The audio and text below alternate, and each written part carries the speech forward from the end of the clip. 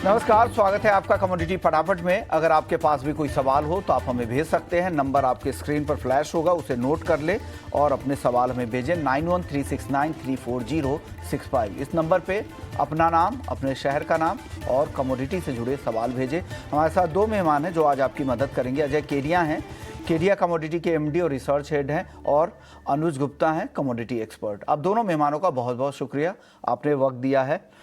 चलिए शुरुआत चांदी से करेंगे। चांदी आज ज्यादा कमजोर दिख रही है। अनुज जी, क्या हो गया चांदी को? इतनी गिरावट, सुबह में लग रहा था कि 1 लाख पार कर जाएगी, अब वहां से देखिए तो दिन के ऊपरी स्तरों से 3,000 रुपए से भी ज्यादा नीचे भाव आ चुका है। और भी गिरावट दिख रही है क्या चांदी में यहाँ से? विश्वमोहन जी देखिए, सेंटीमेंट सिल्वर के पॉजिटिव है। हालांकि वही $33.5 को एक रेजिस्टेंस के तौर पे देखा और वहां से एक प्रॉफिट बुकिंग आती हुई दिखाई दी।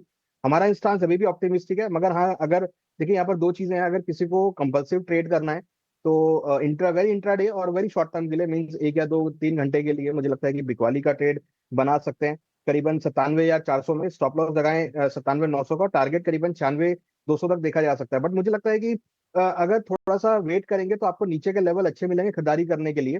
सिल्वर में ट्रेंड हमें लगता है कि काफी स्ट्रांग लग रहा है हमें यहाँ से। $33.5 $34 ब्रेक करेगा तो फिर आगे बाउंस बैक करता हुआ दिखाई देगा। तो अगर किसी को कंपल्सिव ट्रेड करना है इंट्राडे के हिसाब से तो बिकवाली कर सकते हैं, बट अगर थोड़ा वेट करेंगे तो निचले स्तर मिलेंगे खरीदारी करने के लिए। हमारा व्यू सिल्वर में स्ट्रांग है, हमें लगता है कि जल्दी ही आपको चांदी 1 लाख क्रॉस करती हुई भी दिखाई देगी। तो इस गिरावट में फ़ायदा उठाना चाहिए। नीचे डिप में खरीदारी के मौके आपको दिख रहे हैं। भाव अगर आपको 96,200 तक आता है फिर वहाँ से खरीदे, लेकिन आज के लिए ये सेल कॉल अनुज जी की तरफ से भी है।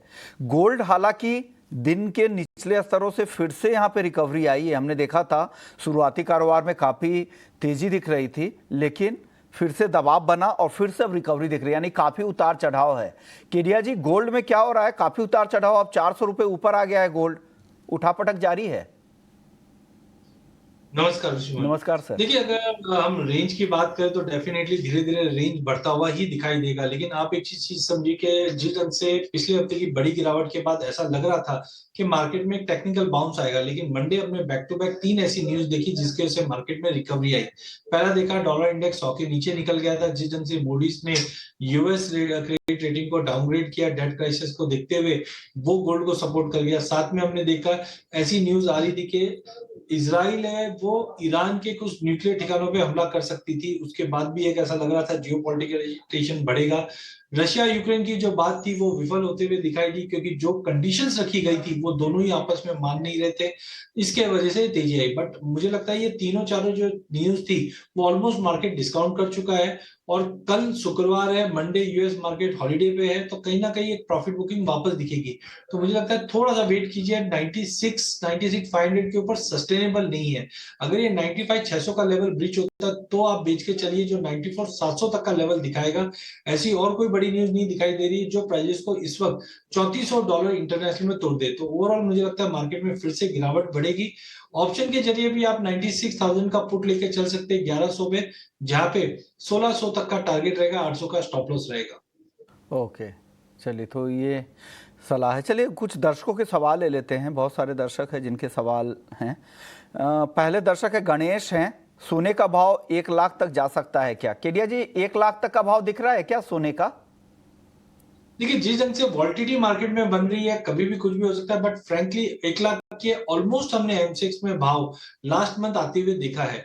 तो मुझे नहीं लगता है कि as of now unless and until कोई नया ट्रिगर नहीं आता है तो इमीडिएट अगले महीने 2 महीने में तो ऐसा लग नहीं रहा है कि 1 लाख का लेवल वापस रिटेस्ट कर जाए। जैसे आज भी हमने देखा 96,500 के करीब गया और वहां से वापस एकदम सिवियरली फॉल आता हुआ दिखाई दिया। हालांकि जियोपॉलिटिकल टेंशन, टैरिफ वॉर, ये सब चीजें चल रही है। वेरी क्लोज कॉल है। बट मुझे पर्सनली लगता नहीं कि इमीडिएटली ऐसा कुछ आए। पहले एक करेक्शन आएगा, जैसे हमने पहले ही 8 से 10% का करेक्शन देखा, वैसा करेक्शन आएगा, उसके बाद ही मार्केट मूव करेगा। प्रवीण है हिसार से। इनका सवाल है कि 2 लॉट सोना इन्होंने बेच रखा है, शॉर्ट किया है 95,500 पे। अनुज जी, क्या करना चाहिए इनको? देखिए, हमें लगता है कि गोल्ड में एक ट्रेंड पॉजिटिव बनता हुआ दिखाई दिया है, तो हमें लगता है कि इनको थोड़ा अभी ये थोड़ा निकल सकते हैं, क्योंकि कहीं ना कहीं हमें तेजी का ट्रेंड दिख रहा है ऊपर में। अगर इनको एक लेवल लगाना तो स्टॉप लॉस करीबन 96,000 का स्टॉप लॉस लगा सकते हैं। 96,000 अगर ब्रेक करेगा तो फिर और ऊपर जाता हुआ दिखाई देगा। फिलहाल अभी सेंटीमेंट अगर आप गोल्ड सिल्वर में देखेंगे तो थोड़े पॉजिटिव लग रहे हैं। लॉन्ग टर्म के लिए हमें लगता है कि गोल्ड सिल्वर में ट्रेंड पॉजिटिव रहेगा। हर्ष हैं जयपुर से, नेचुरल गैस में जानना चाहिए कि क्या करें। केरिया जी, एनजी में क्या करना चाहिए? तो सीजनलिटी लो से मार्केट ने एक अच्छा खासा गेन दिखाया था, बट रिसेंटली हमने देखा मेंटेनेंस के लिए जो शटडाउन्स हुए हैं यूरोप में, यूएस में, उसकी वजह से डिमांड में थोड़ा ड्रॉप हुआ है और प्राइसेस एक करेक्टिव मोड पे आता हुआ दिखाई दिया। वेदर का कोई मेजर रोल नहीं है। अच्छा, एक चीज और है, यूरोप में इस वक्त अगर स्टोरेज कैपेसिटी देखें तो करीबन 42-43% है, जो 1 नवंबर तक इनको 83% पे ले जाना है। पहले 90% था, अभी 83% है। तो मुझे लगता है लॉन्ग टर्म व्यू डेफिनेटली तेजी का है, बट जिस ढंग से कच्चे तेल में गिरावट आ रही है, नेचुरल गैस में भी दबाव बढ़ेगा, लेकिन ये बहुत ही छोटी अवधि के लिए रहेगा। तो 292 में बेचेंगे, 298 का स्टॉप लॉस लगाएंगे, 282 तक का टारगेट रहेगा। ऑप्शन में 290 का पुट लीजिए, 7 रुपए में 14 रुपए का टारगेट रहेगा। राकेश हैं एमपी से, क्रूड में आज के लिए क्या स्ट्रैटेजी होगी? क्रूड के लिए क्या कॉल है? अनुज जी, कोई ऑप्शंस में ट्रेड हो तो वो वही बताइएगा। देखिए, क्रूड में हमें लगता है कि बिकवाली के साथ ट्रेड देख सकते हैं, क्योंकि यहाँ पर अगर आप देखेंगे तो कहीं ना कहीं ओपेक प्लस मेंबर्स की मीटिंग भी चल रही है प्रोडक्शन बढ़ाने के लेके, और यूएस के स्टॉक प्राइस भी इंक्रीज हुए हैं। हमें लगता है कि क्रूड के अंदर बिकवाली का ट्रेड बना सकते हैं करीबन 5265 में। तो आप 5335 का टारगेट करीबन 5180। ओवरऑल अगर आप देखेंगे तो नेगेटिव बनते हुए नजर आए हैं। हमें लगता है कि क्रूड के भावों में भी और आगे भी गिरावट देखने को मिल सकती है। और अगर हम ऑप्शंस की बात करें तो मुझे लगता है कि करीबन 5100 की पुट ऑप्शन यहाँ पे खरीदारी की करनी चाहिए। हमें लगता है कि यहाँ पर सेंटीमेंट जो रहेंगे वो थोड़े से वीक रहेंगे, जिसमें 5100 की जो पुट ऑप्शन है उसमें खरीदारी का ट्रेड बना के चल सकते हैं। अगर हम लेवल वाइज देखें तो करीबन 140 के आसपास का स्टॉप लॉस लगाएं, और ऊपर में करीबन 185 तक के टारगेट 5100 की पुट ऑप्शन में देखे जा सकते हैं। तो 5100 की पुट ऑप्शन खरीदारी के तौर पे देख सकते हैं। ओके, संदीप यादव भी कच्चे तेल पर सवाल पूछ रहे हैं कि कच्चे तेल में क्या करना चाहिए। केरिया जी, क्या करें? संदीप यादव जी को क्या सलाह है कच्चे तेल में? देखिए विजय, मुझे लगता है कच्चे तेल में अभी भी गिरावट का रुख रहेगा। हालांकि कल हमने 6600 के ऊपर जाते, $66 ब्रेंट में ऊपर जाते हुए देखा था, जिस ढंग से इजराइल ईरान का कंसर्न बढ़ा था। बट ओवरऑल मुझे लगता है सप्लाई काफी अच्छी रहेगी। कोई बड़ा क्रैश जैसी सिचुएशन भी नहीं है, बट बड़ा जम भी नहीं है। तो मुझे लगता है आज के लिए 5250 पे बेचेंगे, 5350 का स्टॉप लॉस लगाएंगे, 5120 का टारगेट रहेगा। बट ध्यान रखिए 5150 के नीचे भाव ठहरेगा नहीं। तो जैसे 5150 या उसके नीचे मिलता है, बुक कर लीजिए। ऑप्शन के जरिए भी अगर ये ट्रेड करते हैं तो 5200 का पुट लेके चलिए 180 में, जहां पे स्टॉप लॉस आपका 120 का रहेगा और टारगेट 260 का रहेगा। एज ऑफ नाउ मुझे लगता है कल की जो इन्वेंट्री में जो बिल्टअप आया था वो दर्शाता है कि सप्लाई हमारे पास काफी अच्छी है डिमांड के मुकाबले, जिसकी वजह से ये गिरावट चल रहा है। ओके, संदीप कुमार हैं मुंबई से, कॉपर में खरीदारी करें या बिकवाली, क्या करना चाहिए कॉपर में? अनुज जी। देखिए, कॉपर में खरीदारी का ट्रेड बनाना चाहिए। मेटल में अभी आप देखेंगे तो कहीं ना कहीं एक ट्रेंड पॉजिटिव रहा है। ओवरऑल अगर आप आउटलुक की बात करेंगे तो हमें लगता है कि कॉपर में एक अच्छी ट्रेंड यहाँ पर बन सकती है। हालांकि काफी रेंज बाउंड है, बट ट्रेंड पिछले हफ्ते से पॉजिटिव रहा है, तो यहाँ पर बाय ऑन डिप की स्ट्रेटेजी रहेगी।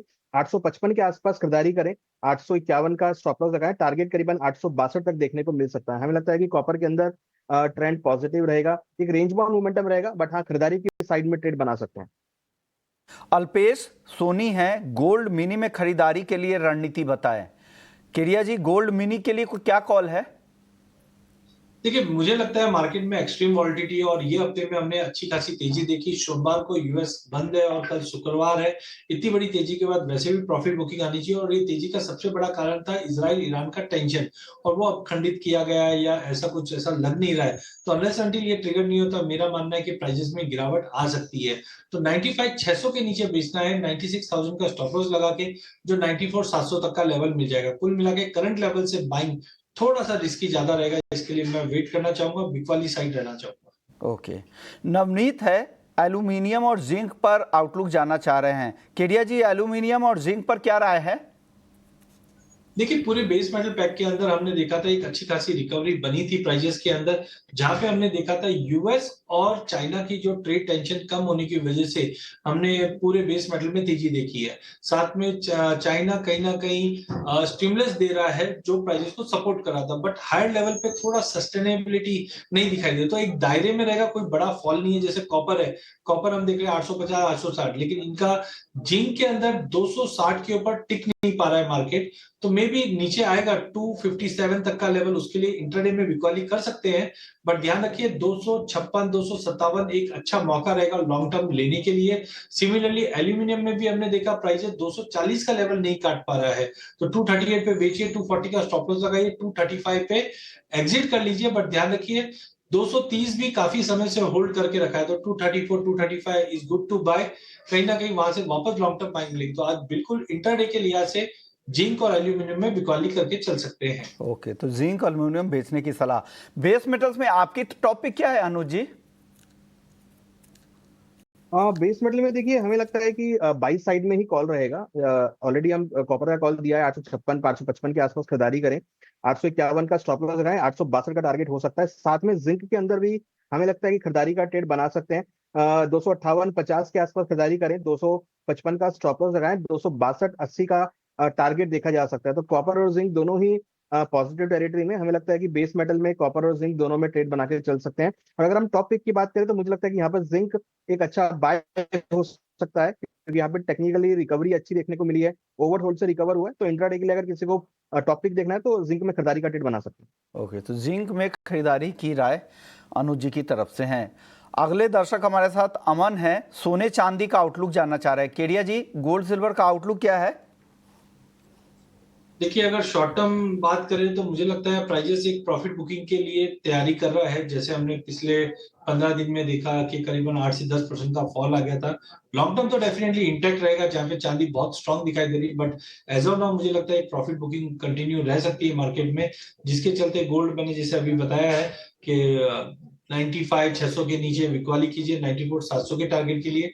चांदी एज कम्पेयर टू गोल्ड काफी स्टेबल है, तो 97 500 के करीब हम देखकर बेचेंगे, जो लिमिटेड डाउन साइड है। बट 96,000 तक का लेवल मिल जाएगा इसमें भी। ओके, अगले दर्शक हमारे साथ हैं, राजन गुप्ता हैं, जीरे में प्राइस आउटलुक जानना चाह रहे हैं। जीरे का क्या आउटलुक है सर? आज तो हल्की नरमी दिखी है, आगे क्या लग रहा है केडिया जी? 20,770 पे बंद हुआ है।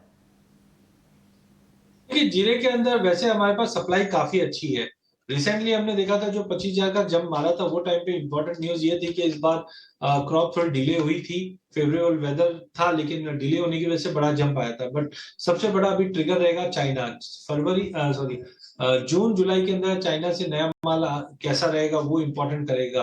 तो ऐसा लग रहा है कि इस बार चाइना में भी माल अच्छा है, जिसकी वजह से कोई बड़ी बाइंग नहीं आ पा रही है, एंड लिहाजा इसी के चलते हमने बड़ी गिरावट देखी। बट टेक्निकली अगर चार्ट्स पे देखता हूं तो मुझे 20,000 से 20,500 बहुत स्ट्रॉन्ग सपोर्ट दिखाई दे रहा है। तो बेटर है बाय ऑन ड्रॉप की रणनीति बनाइए, 20,500 के करीब लेके चलिए। जून वाइदा 20,200 का स्ट्रिक्ट स्टॉप लॉस लगाइए, जो ऊपर में 21,000 से 21,200 तक का लेवल दिखा सकता है। हल्दी आज 1.5% कमजोरी के साथ बंद हुई है, 14,200 के नीचे। केडिया जी, और गिरावट आ सकती है क्या हल्दी में? देखिए बैलेंस शीट बहुत टाइट है। मैंने अभी लास्ट वीक की 2-3 दिन पहले भी कहा था कि एज ऑफ नाउ ये भी नहीं लग रहा है कि 14,800 के ऊपर भाव जाएगा। तो बार बार हम देख रहे हैं 14,800 14,900 का भाव टच करता है, करेक्ट कर जाता है। बट डाउन साइड भी आप बहुत ही रेस्ट्रिक्टेड रहेगा। अगर 14,000 के करीब मिले तो 13,700 से लेके चलिए। 14,500 का इमीडिएट टारगेट रहेगा। अगले 15 दिन मुझे लगता है प्राइजेस 13,800 से लेकर 14,800 का जो ब्रॉडर रेंज है इसी में रहेगा। लॉन्ग टर्म इसलिए तेज है क्योंकि इस बार बैलेंस शीट बहुत टाइट है। और अभी सोइंग और मानसून, इस बार मानसून थोड़ा सा अर्ली भी है और अच्छी बरसात पड़ रही है एज ऑफ नाउ। बट मुझे लगता है कि सोइंग ज्यादा होने की वजह से भाव में अभी रिसेंटली ड्रॉप देखी गई है। ओके, चलिए धनिया पे भी बता दीजिए केडिया जी। धनिया 7,050 के ऊपर बंद हुई, हल्की तेजी है, क्या लग रहा है धनिया में आगे? धनिया में देखो सप्लाई काफी अच्छी है। बीच में अभी हमने देखा था जो उम्मीद थी कि 94-95 लाख बोरी का प्रोडक्शन रहेगा, वो रिवाइज अप हुआ है 1 करोड़ 10 1 करोड़ 12 के आसपास, जो पिछले साल के मुकाबले सेम ही रहा है ऑलमोस्ट, जिसकी वजह से हमने गिरावट देखी। बट धीरे धीरे हम देख रहे हैं कि 6,700 6,800 से एफएमसीजी कंपनीज की बाइंग भी है। क्योंकि आप देखिए जब ब्लेंडिंग मसाले की बात करते हैं तो उसमें क्वांटम जो होता है वो धनिया का बहुत ज्यादा होता है। तो यहाँ पे एक वैल्यू बाइंग स्टार्ट तो हो चुकी है। इस बार इंपोर्ट का भी कंसर्न नहीं है। तो I think 7,000 good to buy, 6,900 का स्टॉप लॉस, 7,200 का टारगेट रहेगा। बट ध्यान रखिए मल्टीपल ऑफ टाइम हम देख रहे हैं कि 7,180 7,200 तक का लेवल जाता है और फिर मार्केट में प्रॉफिट बुकिंग आ जाता है। तो कुल मिला के मार्केट साइडवे है, बट पॉजिटिव रहेगा, जो 70-100 का लेवल दिखा देगा धनिया में। ओके, चलिए एग्री में आज कैस्टर की चाल देखें तो 6,450 के करीब क्लोजिंग हुई है जून वायदा की, लेकिन ओवरऑल कैस्टर के उत्पादन को लेकर रिपोर्ट यही है कि 2025 का जो सीजन है उसमें करीब 19,60,000 टन के आसपास उत्पादन हो सकता है, जबकि इससे पहले 15,60,000 टन के आसपास का ये उत्पादन घटकर 15,60,000 टन के आसपास आ सकता है, जो 2024 में 19,60,000 टन के आसपास का था। इससे असर ये होगा कि कैस्टर ऑयल का एक्सपोर्ट कम हो सकता है, और भारत के बारे में कहा जाए तो 90% ये ग्लोबल डिमांड को कैस्टर ऑयल का भारत ही पूरा करता है, और ऐसे में जब उत्पादन कम होंगे तो इसकी सप्लाई पर भी असर पड़ सकती है। हमारे साथ बीवी मेहता साहब हैं, ईडी है सॉल्वेंट एक्सट्रैक्टर एसोसिएशन के। शुक्रिया मेहता जी। सर, कैस्टर को लेकर बैलेंस शीट क्या है, क्या लग रहा है, कितना टाइट बैलेंस शीट है, और कैस्टर ऑयल के एक्सपोर्ट पर कितना असर होने वाला है सर? देखिए, लास्ट ईयर जो मतलब 2024 में प्रोडक्शन में काफी एकरेज काफी कम हुआ था, कम से कम 1,20,000 हेक्टर कम हुआ, मतलब 12% हेक्टर में कटौती आई थी। और ईल्ड में भी काफी फर्क पड़ा, क्योंकि जो टेम्परेचर बढ़ गया फरवरी के बाद में, नॉर्मली अप टू होली मार्च तक कुल टेम्परेचर रहता है, that help the castor production. तो वहां भी ईल्ड में मार पड़ा 10%। तो ओवरऑल 21% का फर्क पड़ा compare to the last year. जो लास्ट ईयर हमारा उत्पादन था 19.6 लाख टन, ये साल 15.5 ही है, मतलब कम से कम 4 लाख टन का उत्पादन कम है। आज इंडिया वर्ल्ड का 90% सप्लाई करता है कैस्टर ऑयल एंड डेरिवेटिव्स। और लास्ट ईयर जो जैसे एक्सपोर्ट हमने किया था, टोटल एक्सपोर्ट लगभग 7 लाख टन का एक्सपोर्ट कैस्टर ऑयल का, और डेरिवेटिव के रूप में 1,70,000 था। अभी ऐसा लग रहा है कि ये साल जैसे क्रॉप कम है, हो सकता है 10% एक्सपोर्ट कम हो, और हमारा एस्टिमेट है 6 से 6.25 लाख टन ही कैस्टर का एक्सपोर्ट हो, कैस्टर ऑयल का एक्सपोर्ट होगा। उनके वजह से प्राइस पे डेफिनेटली प्रेशर आएगा, क्योंकि कैस्टर ऑयल सब्स्टिट्यूट नहीं है। कैस्टर ऑयल जैसे एयर फ्यूल में है, एयर में जो लुब्रिकेंट यूज होता है एयरक्राफ्ट में, वो कैस्टर ऑयल से ही बना सकते हैं, क्योंकि -45 डिग्री में भी सॉलिड नहीं होता है। ऐसे काफी एप्लीकेशन है वहां कैस्टर ऑयल का यूज होता है, इसके वजह से डिमांड में थोड़ा जो सप्लाई में कटौती है, उसका प्रेशर प्राइस पे आ सकता है। प्रेशर आएगा या सप्लाई प्राइस को सपोर्ट मिलेगा? प्राइस तो फिर तेज हो जाने चाहिए। वो तो मैं बोल रहा हूँ सर जी। हाँ, नहीं आप नहीं, आप कह रहे कि प्राइस पर प्रेशर आ जाएगा, तो क्या मतलब ये है कि भाई प्राइस कैन गो अप या little bit, price can go up. Already 1550 के करीब अभी चल रहा है। हो सकता है कि अभी तो ठीक सप्लाई है, the end of the season जब भी अक्टूबर नवंबर आएंगे तभी माल मिलना मुश्किल होगा, तो तभी भाव और टाइट हो सकता है। ओके, और उसका फायदा ये भी है, वो भी होगा, ये साल फिर से एकरेज बढ़ जाएगा। ओके, इस बार फिर से खरीफ में बारिश ठीक है और अगस्त में बारिश है, तो एकरेज फिर से बढ़ सकता है। ओके, तो ये अच्छी बात है कि एकरेज यहाँ से बढ़ेगी, तो फिर अगले सीजन में वापस न दूसरे सीजन में फिर चिंता नहीं होगी। लेकिन इस बार दिक्कतें हैं, क्योंकि कुल सप्लाई 18,35,000 टन के आसपास रहने की संभावना, क्योंकि ओपनिंग स्टॉक 2,75,000 के आसपास थी, और उत्पादन अनुमान 15,60,000 के आसपास का है। कुल सप्लाई 18,35 है, जो पिछले 2024 के बैलेंस शीट के मुकाबले कम है, तो ये एक चिंता है। सर, दूसरी डिमांड आप लोगों की थी DORB पर से निर्यात प्रतिबंध हटाने की, आप लोगों ने अपील की थी, उस पर कुछ मामला आगे बढ़ा है क्या? नहीं, डेफिनेटली वो मामला आगे बढ़ रहा है, पर स्लो प्रोसेस है। अब अभी थोड़े वक्त पहले ऑनर पीयूष गोयल साहब को भी मिले थे, और फिर प्रहलाद जोशी साहब जो फूड उनको भी मिले थे। उनके सामने सारा पेपर रखा है कि हमारे पास सरप्लस है, आज DORB सरप्लस है, और दूसरा भी जो DDGS मार्केट में आ रहा है, उसके वजह से DORB की लोकल डिमांड कम हो रही है, तो और सरप्लस हो रहा है। तो संजोगों में अगर हम एक्सपोर्ट अलाउ नहीं करेंगे तो यहाँ सोलन प्लांट बंद हो जाएंगे, और राइस और ऑयल का प्रोडक्शन भी कम होगा। ओके, तो अभी हमारी बातें सीरियसली ले रहे हैं।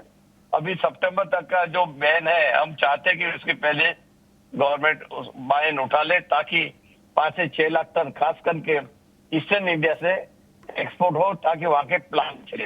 अभी वहां की प्लांट की हालत ऐसी है, ये तो कैपेसिटी, आधी कैपेसिटी चल रहा है, ये तो बंद पड़े हुए हैं। ओके, बिल्कुल सही बात है। डीडीजीएस की जिस तरह की सप्लाई बढ़ी है तेजी से, उसका असर तो होगा ही।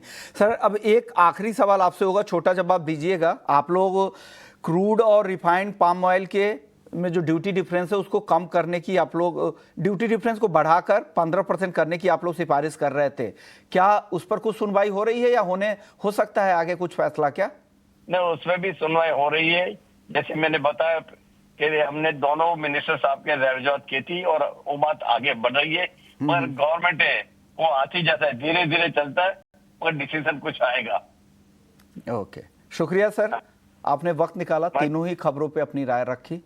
और लेकिन कैस्टर को लेकर केडिया जी आपकी एक राय चाहेंगे, आप सुन रहे थे, क्योंकि उत्पादन के नंबर जैसा ये कह रहे थे 2024 के 19,60,000 टन से घटकर 15,60,000 टन के आसपास रह गया है। ओवरऑल सप्लाई कम है और उसका असर कैस्टर ऑयल एक्सपोर्ट पर है, और वो ऐसी डिमांड है जो इन इलास्टिक डिमांड है। ऐसे में क्या लग रहा है, दाम बढ़ेंगे लेकिन कैस्टर के दाम उस तरह से सपोर्ट नहीं दिख रहे हो? देखिए, सपोर्ट का मेजर कारण जो है ना, वो मुझे लगता है सेल साइड है। आज चाइना के अगर हम जनवरी फरवरी के एक्सपोर्ट के नंबर देखेंगे, चाहे कैस्टर ऑयल हो चाहे मिल हो, काफी ठीक ठाक थे। लेकिन जिस ढंग से हमने देखा कि फर्स्ट क्वार्टर के अंदर एक चाइना पे टैरिफ का टेंशन बना हुआ था, हालांकि अब थोड़ा रिलीफ जरूर मिला है, बट अब फिर भी आप मान के चलिए कि टैरिफ के कंसर्न की वजह से जो नंबर्स आए थे यूएस चाइना से, वो कोई खास नहीं थे। इसके लिए बार बार हम देख रहे हैं कैस्टर में जंप तो आता था बट सस्टेन नहीं कर पाता। हालांकि बिल्कुल मेहता जी ने बिल्कुल सही चीज बताई, सप्लाई में काफी गिरावट आई है, बट जो डोमेस्टिक और एक्सपोर्ट डिमांड है उसमें कोई आगे भी कोई ऐसा सेंटीमेंट बहुत स्ट्रांग नहीं दिखाई दे रहा। इसकी वजह से बार बार में भाव टूट रहा है। बट टेक्निकल काउंट में मैं बताता हूँ, जिस ढंग से 6200 का लेवल तोड़ा जरूर था ये महीने में, लेकिन वापस मार्केट रिकवर कर गया, जो बहुत स्ट्रांग सिग्नल है। तो इमीडिएट में तो हम देख रहे हैं कि 64-80 तक का ही लेवल है, बट जैसे जैसे सोइंग की प्रोग्रेस का अपडेट आएगा, ये मुझे लगता है प्राइस 6600 66 से 6650 तक का भी लेवल दिखा देगा। सप्लाई एज ऑफ नाउ ठीक ठाक है, बट आगे की सोइंग में अगर कुछ भी कमी आती है तो डेफिनेटली क्रॉप का जो असर है, अभी जो हम लोग 15.5 के आसपास का देख रहे हैं, ये कहीं ना कहीं बड़ा एक ट्रिगर बन जाएगा बाइंग के लिए। और इमीडिएट में मुझे लगता है मैंने डेढ़ महीने में 6600 6650 का लेवल दिखा सकता है। चलिए, कुछ और दर्शकों के सवाल ले लेते हैं।